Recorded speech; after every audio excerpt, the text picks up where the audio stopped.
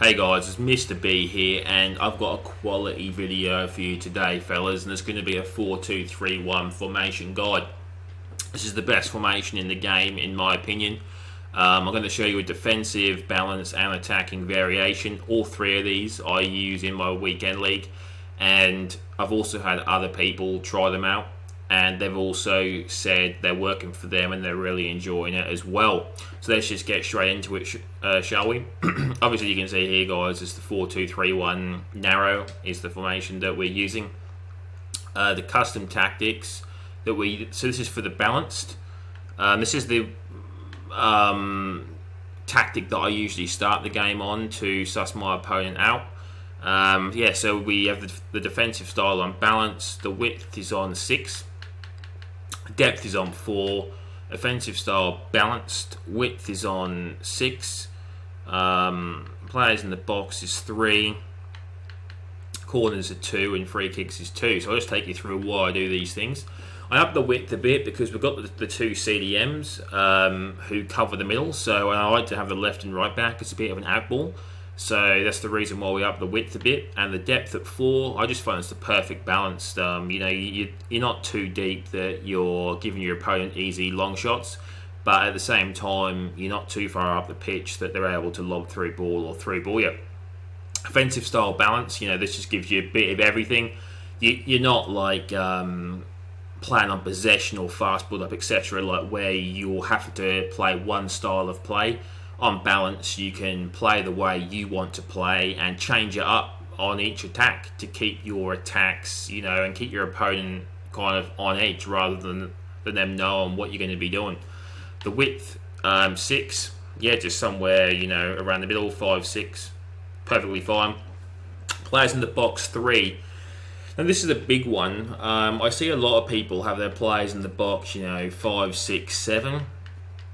And what this does is, as you can see from the image there, you got a lot of players who are making runs in the box for the crosses. And this is why a lot of people get counter-attacked, because if they don't win that first header, they're very, very exposed in the midfield. And you basically skip their midfield and you're onto their back line pretty easily. So what I do is I have this on 3 bars.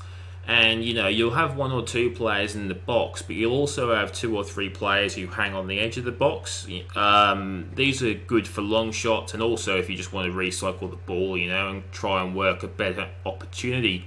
And I just find this works really, really well, guys. And this is probably that three bar player in the box is probably the most important thing in my opinion. And corners and free kicks on 2. You still got plenty of players forward or in the box, but you're not going to get counter-attacked very easily. The player instructions I use, they've already been done actually. Stay central.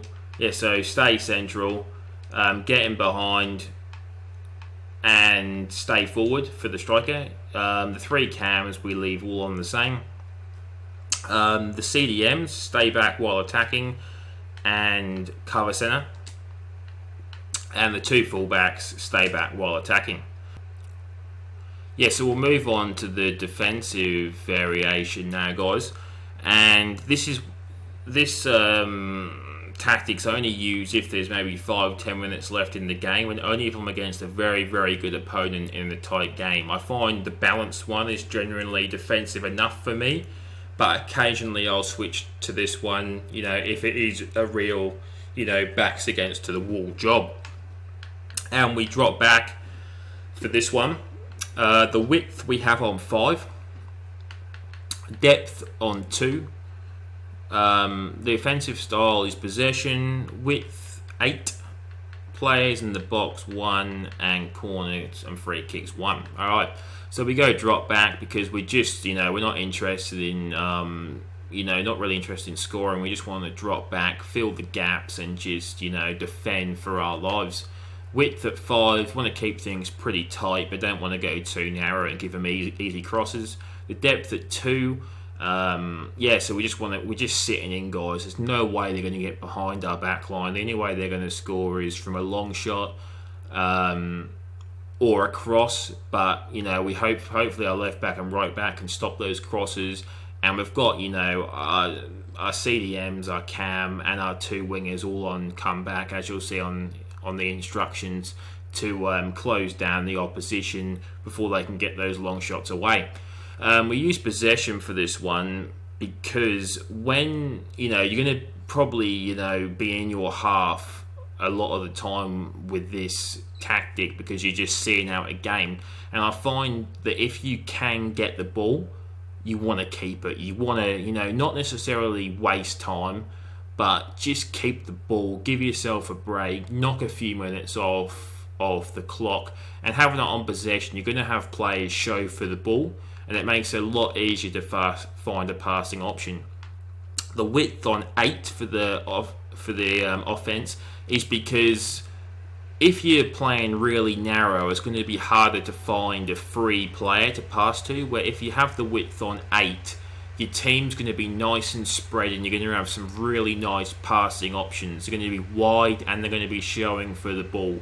So it works really, really well. The players in the box, corners and free kicks, obviously self-explanatory. You're already winning. You want to see out the game, so you just want to keep as many players back as possible. The instructions that we use for this one is stay forward for the striker. The 3 cams we all want just on come back on defence. Come back and come back. Defensive mids, stay back and cover centre. So stay back and cover centre. And we want our fullbacks to both stay back as well. Alright, now onto the offensive variation now, boys. And this is one that I really, really like, and there's a few reasons why. I'll get into that in a sec. But yeah, we use the pressure after possession loss for this one. We have the width on 7 and the depth on 6. The offensive style we use is balanced. Width on 7, players in the box on 6, and corners and free kicks both on 4. So the reason why I really like this one is there's a couple of reasons. I'll switch to this one. Most of the time I won't switch to this one in the first half, but if I think I'm better than the opponent who I'm playing against, I'll switch to this in the second half. And also, if I go 2 goals down, I always switch to this one. And there's also a third reason, is if I realise that my opposition's fullback are unbalanced or join the attack, I'll also change to this formation then, because as you'll see when we get onto the player instructions, I have the 3 cams all on stay forward, and if they have their left and right back unbalanced, they're going to get forward and my cams stay forward, and you just have acres of space. And sometimes I have like a 4-on-2 situation and it's just easy goals. But yeah, so the reason why I use the defensive style press after possession loss is, yeah, we really want to press our opponent. We're losing, or we think we're better than them, so we want to put them under pressure. Width at 7, yeah, just slightly higher than our balanced tactic. Just spread the play a bit more, take a few more risks. So the same with the depth at 6. You've got to be careful as soon as you put this above 5 with the through balls. But if you've got central defenders with decent pace and you're able, to read the runs and that kind of thing, you should be fine. Balanced again for the offensive style, purely because, just keeps your opponent guessing, guys. The width 7, players in the box 6, so we're taking more risks, as you can see now. We've got more width and more players in the box, but and the corners and free kicks are both on 4. And the player instructions that we use stay central and stay forward for the striker. The 3 cams, we have stay forward. We don't actually have get into the box. Stay forward for all 3.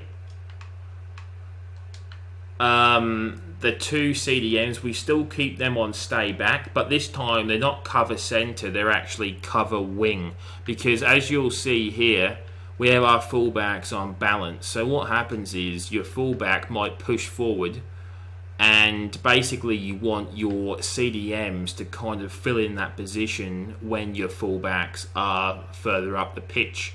So that's why we tweak that one there, and that's basically it, guys. Like I said, guys, at the start of the video, I'm using these tactics. They're working really well for me. Other people have used them too, and they're working for them. So yeah, definitely give these a try if you're struggling or want to try something new. If you enjoyed this video, by the way, guys, please slap a like on it, and subscribe if you haven't already. And yeah, I'll see you in the next video.